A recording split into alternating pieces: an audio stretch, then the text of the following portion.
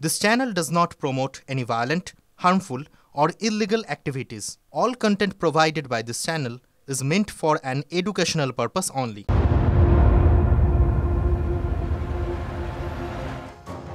সামনেই বাঙালির শ্রেষ্ঠ উৎসব দুর্গাপুজো আসতে বাকি আর এক মাস, কিন্তু আরজি করের ঘটনায় মন ভাঙা বাঙালির উৎসবে মন আছে কি?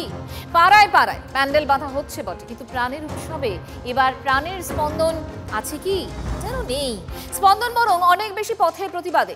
দিনে দুবার ব্যবহার করো স্টপেজ ক্রিম আর নিজেকে রাখো evergreen Keya Seth aromatherapy stoppage cream আর খুঁজে পাও নতুন আমিকে। সোমবার সুপ্রিম কোর্টে তিলোত্তমার মামলার শুনানির পরে অবশ্য বঙ্গবাসীকে উৎসবে ফেরার ডাক দিলেন মুখ্যমন্ত্রী।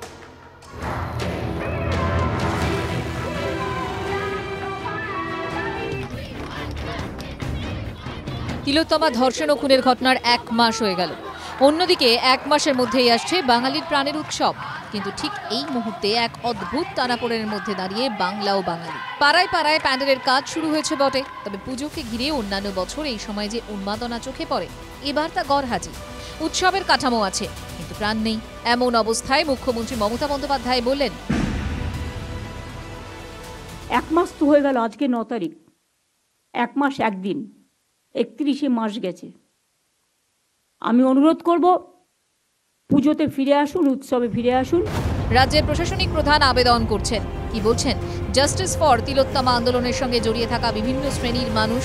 এই কলকাতাতেই একজন মেয়ে আর কোনো উৎসবেই সামিল হবে না। আজকে তিলোত্তমা কিন্তু শুধু ওই মা বাবার সন্তান নয়, আজকে কিন্তু তিলোত্তমা সবার সন্তান। উৎসব হয়তো পালন অবশ্যই করবে, কিন্তু উদযাপন বা উচ্ছ্বাস কতটা হবে আমার মনে হয় রাজ্যের মুখ্যমন্ত্রী হিসাবে সেটা বিবেচনা করা ওনার উচিত ছিল। বাংলার মানুষ এই উৎসব মন খারাপ নিয়েই পালন করবে। আমাদের দেবী দুর্গা আসেন, আমরা প্রত্যেক বছরই দুমাকে তার নিজের ঘরের মেয়ের মতো বরণ করি, তাকে নিয়ে উদযাপন করি, কিন্তু এবার বাঙালি মন খারাপ করে পালন করবে। মাননীয় মুখ্যমন্ত্রীর আনন্দ উচ্ছ্বাস হয়েছে, উনি ওনার ভাইপো ভাতিজাদেরকে নিয়ে আনন্দ করুন, কোনো অসুবিধা নেই। দুনিয়া বলছে উই ডিমান্ড জাস্টিস, বাংলা বলছে বিচার চাই, মুখ্যমন্ত্রী বলছেন উৎসবে ফিরুন। আর আগে মুখ্যমন্ত্রী বলেছিলেন উৎসব করবো না তো শ্রাদ্ধ করব। এখন মুখ্যমন্ত্রী বলতে চাইছেন উৎসব করবো না তো বিচার করব। উনি বিচারের বিরুদ্ধে, সেই কারণে উৎসবের ঢাকনা নিয়েছেন। মুখ্যমন্ত্রীর মন্তব্য নিয়ে সোশ্যাল মিডিয়ায় ঝড় উঠতে শুরু করেছে। একদিকে বাঙালির প্রাণের উৎসব, অন্যদিকে তিলোত্তমার বিচারের দাবি। দুইয়ের মাঝে দাঁড়িয়ে পুজোর সঙ্গে অর্থনীতির একটা যোগ রয়েছে। অনেক মানুষের রুজি রুটি নির্ভর করে, এটা সত্যি। কেউ কেউ বলছেন পুজো হোক, কিন্তু উৎসব নয়। আমার ঘরেও দুর্গাপুজো হতো, আমার মেয়ে নিজে করতো, সেটা তো আমার বাড়িতে তো কোনোদিন আর দুর্গাপুজোর আলো জ্বলবে না। আমার ঘরের প্রদীপ নিভে গেছে, আমি কি করে মানুষকে বলবো উৎসবে ফিরতে বলুন? এক মাস হয়ে গেছে। যদি মুখ্যমন্ত্রীর ফ্যামিলিতে এরকম ঘটনা ঘটতো, উনি কি পারতেন এটা বলতে? নিশ্চয়ই পারতেন না। আমাদের আন্দোলনকে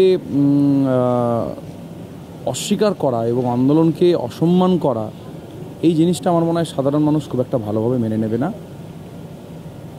উৎসব হবে কি হবে না সেটা মানুষ ডিসাইড করবে, মানুষই বিচার করবে উৎসব হবে নাকি পুজো হবে। বাঙালির শ্রেষ্ঠ উৎসব, কিন্তু সেই বাঙালির মন ভেঙেছে আরজি করের ঘটনায়।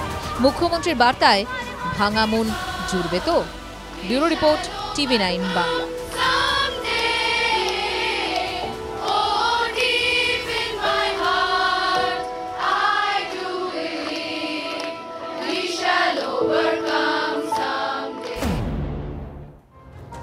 আন্দোলনকারী ডাক্তারদের ডেডলাইন মঙ্গলবার বিকেল 5টার মধ্যে কাজে যোগ দিতেই হবে জুনিয়র ডাক্তারদের। সময়সীমা বেঁধে দিয়েছে দেশের সর্বোচ্চ আদালত।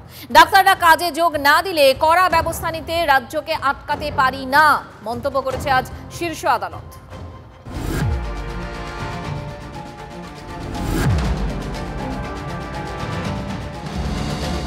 9ই অগস্ট আরজি করে তরুণী চিকিৎসকের ধর্ষণ খুনের ঘটনায় ক্ষোভের বিস্ফোরণ হয় চিকিৎসক মহলে। তিলোত্তমার জন্য বিচার চেয়ে রাজ্যের সরকারি হাসপাতালগুলিতে কর্মবিরতি, অবস্থান বিক্ষোভে জুনিয়র ডাক্তাররা। গত এক মাস ধরে চলছে জুনিয়র ডাক্তারদের লাগাতার আন্দোলন। রাজ্য সরকারের তরফে বারবার তাদের কাজে যোগ দেওয়ার অনুরোধ জানালেও জুনিয়র ডাক্তারেরা কাজে ফেরেননি। সোমবার সুপ্রিম কোর্টে আরজি কর মামলায় ডাক্তারদের কর্মবিরতির প্রসঙ্গ তোলেন রাজ্যের আইনজীবী কপিল সিব্বাল আদালতকে জানান, রেসিডেন্ট চিকিৎসকরা ওপিডিতে না আসার কারণে রাজ্যের 6 লক্ষ মানুষ সমস্যার মুখোমুখি হচ্ছেন। চিকিৎসার অভাবে 23 জন রোগীর মৃত্যু হয়েছে। 1000-এর বেশি রোগীর অ্যাঞ্জিওগ্রাফি হচ্ছে না।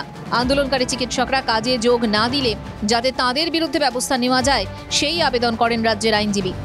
আন্দোলনকারী ডাক্তারদের আইনজীবী বলেন, শুধু কলকাতা নয়, বিভিন্ন জেলা হাসপাতালেও জুনিয়র ডাক্তাররা হুমকির মুখে। পর্যাপ্ত নিরাপত্তার ব্যবস্থা না হলে তারা কাজ করতে পারছেন না। সিনিয়র ডাক্তাররা কাজ করছেন। সব পক্ষের সওয়াল জবাবের পর আন্দোলনরত চিকিৎসকদের অবিলম্বে কাজে যোগ দেওয়ার কথা বলে সুপ্রিম কোর্ট। প্রধান বিচারপতি DY চন্দ্রচূড়ের বেঞ্চ কাজে যোগ দেওয়ার সময়ও বেঁধে দিয়েছে। বেঞ্চ স্পষ্ট জানিয়ে দেয়, মঙ্গলবার বিকেল 5টার মধ্যে কাজে যোগ দিতে হবে। সুপ্রিম কোর্ট এও জানায়, আন্দোলনরত চিকিৎসকদের অসুবিধার কথা জেনে সে ব্যাপারে পদক্ষেপ করতে হবে রাজ্যকে। আদালত জানিয়ে দেয়, আন্দোলনকারী চিকিৎসকরা কাজে যোগ না দিলে তাদের বিরুদ্ধে ব্যবস্থা নিতে রাজ্য সরকারকে আটকাতে পারে না কোর্ট। রাজ্যের আইনজীবী আদালতকে জানান, যারা কাজে যোগ দেবেন তাদের বিরুদ্ধে কোনো ব্যবস্থা নেওয়া হবে না, শাস্তি হিসেবে তাদের বদলি করা হবে না। ডাক্তারদের যে আন্দোলন সেটা খুব ন্যায্য এবং যুক্তিপূর্ণ আন্দোলন, এবং সেটাকে বন্ধ করার জন্য ফোর্স এক্সার্ট করছে রাজ্য সরকার। যার জন্য আমি কোর্টের কাছে একটা জিনিস বলেছিলাম যে যারা কাজে কোর্ট যাদেরকে জয়েন করার কথা বলছে তাদের এগেন্স্টে যেন কোনো অ্যাডভার্স অ্যাকশন না নেওয়া হয়, কোনো পিউনিটিভ ট্রান্সফার্স যেন না হয়। কোর্ট সেটাকে রেকর্ড করেছে এবং অর্ডারে বলেছে কোনো পিউনিটিভ ট্রান্সফার্স করা হবে না। আন্দোলনকারীদের বিরুদ্ধে পুলিশ কোনো ব্যবস্থা না নেওয়ায় খুশি মুখ্যমন্ত্রী। নারায়ণ, তুমি আজকে সুপ্রিম কোর্টের অর্ডারটা দেখে নাও। আমি খুশি পুলিশ কোনো অ্যাকশন যারা আন্দোলন করেছে তাদের বিরুদ্ধে নেয়নি। এটা একমাত্র বাংলায় পারে। এটা ইউপিতে হয় না, এটা বিহারে হয় না, তাদের মুখ বন্ধ করে দেওয়া হয়। আর এখানে যত আন্দোলন হয়েছে উইদাউট পারমিশন। শীর্ষ আদালতের পর্যবেক্ষণের পরে মুখ্যমন্ত্রী ফের আন্দোলনকারীদের কাজে ফেরার বার্তা দিয়ে আলোচনার পথ খোলা রাখলেন। সুপ্রিম কোর্টে ডাক্তারদের রিকোয়েস্ট করেছে জুনিয়রদের কাজে জয়েন করার জন্য। আমিও এই মিটিং থেকে রিকোয়েস্ট করবো, দয়া করে আপনারা কাজে যোগদান করুন। যদি মনে করেন আপনাদের কিছু বলার আছে, ইউ আর অলওয়েজ ওয়েলকাম। আপনারা 5 জন 10 জনের একটা টিম নিয়ে আসুন, আমি কথা বলতে পারি। আমার হেলথ সেক্রেটারিকে আমি পাঠিয়েছিলাম আপনাদের সাথে কথা বলতে। কর্মবিরতি যদি পরিষেবা দেয় তাহলে সকলেই উপকৃত হবেন।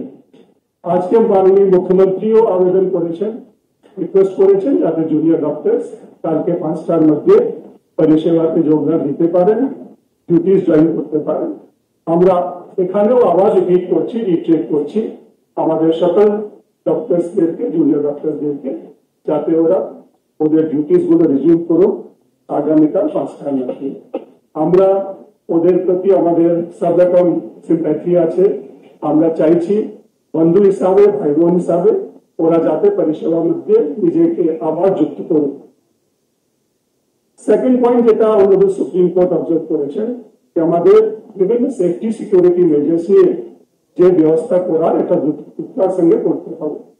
আমরা ইতিমধ্যে হেলথ ডিপার্টমেন্ট মাধ্যমে 100 কোটি টাকা নির্মাণ করেছি বিভিন্ন রকম পরিষেবাগুলো তৈরি করার জন্য, যার মধ্যে সিসিটিভি, লাইটিং, ওয়াশরুমস, টয়লেটস, রেস্টরুমস এইসব ব্যবস্থা করা হবে। আমরা এটা দ্রুততার সঙ্গে করব এবং 7 দিনের মধ্যে যেটা টাইম দেওয়া হয়েছে বিভিন্ন জায়গায় সবার সহযোগিতা দিয়ে হসপিটাল অথরিটিজ, ডক্টর সবাইকে, স্টেক হোল্ডার্সকে কনসাল্ট করে আমরা যেখানে যেখানে সিসিটিভি, যেখানে লাইটিং এর ব্যবস্থা, যেখানে ওয়াশরুমের কাজ করা, এটা আমরা শুরু করব। এখানে আমাদের তরফ থেকে আমরা খুবই এক্সপিডিয়েন্ট ওয়েতে কাজ করতে চাইছি, যাতে আমাদের ডক্টরস যারা মানুষকে পরিষেবা দিচ্ছেন ওরা সুষ্ঠু পরিবেশের মধ্যে এইসব পরিষেবা দিতে পারে। আমার এই দুটো মেইন পয়েন্ট ছিল যেটা আমি আপনাদের সামনে আলোচনা করতে চাইছিলাম। তৃতীয়ত একটা বিষয় আরো আছে রিগার্ডিং সিকিউরিটি। এই ক্ষেত্রে আমাদের বিভিন্ন রকম সিকিউরিটি অ্যারেঞ্জমেন্টস এর ব্যবস্থা আছে। অনেক হসপিটালসে, মেডিকেল কলেজে প্রাইভেট সিকিউরিটিও আছে, যাদের আমরা আরো স্ট্রেংথেন করছি এবং আরো নতুন যারা সিকিউরিটি পার্সন ওদেরকে এনগেজ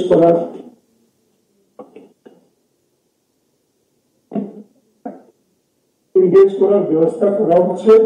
ওদের যদি প্রয়োজন হয় আরো ট্রেনিং, আরো ওরিয়েন্টেশন করার ব্যবস্থা করা হবে এবং আমরা চাইছি সামাজিক চেষ্টার মাধ্যমে আমাদের যে যে কাজ করার আমরা আগামী দিনে দ্রুততার সঙ্গে করব।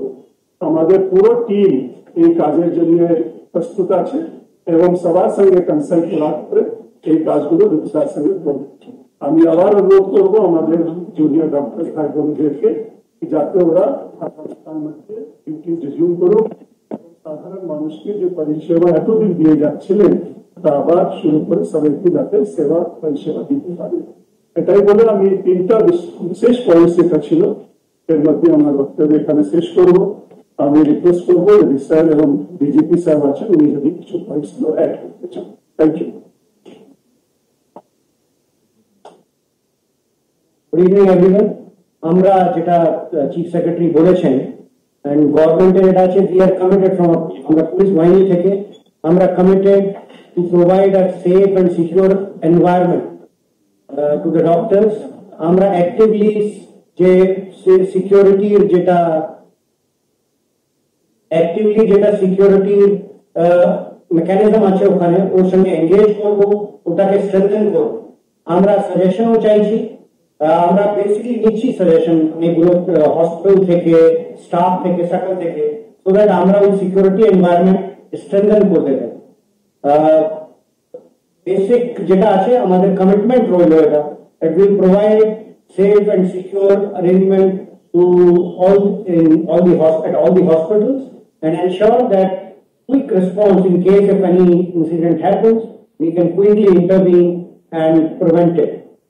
এটাই আমার বলার আছে। and the idea when it is সরকার বলছে that we are committed to providing a very safe and secure environment. We are working with health department যারা infrastructure point of view K strengthen করে দিচ্ছে, সিসিটিভি হলো, lighting ব্যবস্থা হলো, ওদের already security agency আছে, ওদের ট্রেনিং, ওদের সঙ্গে এনগেজমেন্ট, ওদের সঙ্গে আমরা কিছু ক্লোজ সুপারভিশন এন্ড কোঅর্ডিনেশন এটা করা হবে। and I want to assure everyone on behalf of West Bengal Police and Calcutta Police that will provide a very safe and secure environment, a working environment for everyone. Thank you.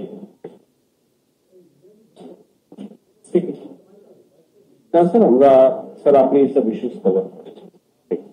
I think this is what আমরা আপনাদের সঙ্গে share করতে চাইছিলাম, that we are committed to abide by the observations and the directions of the Honorable Supreme Court and we are working towards it. আমাদের যে আবেদন junior ডাক্তারদেরকে যাতে আপনাদের মাধ্যমে আমরা ওদের কাছে পৌঁছতে পারি এবং ওরা যাতে আবার ডিউটিস জয়েন করুক এটাই আমরা রিকোয়েস্ট করি। Thank you.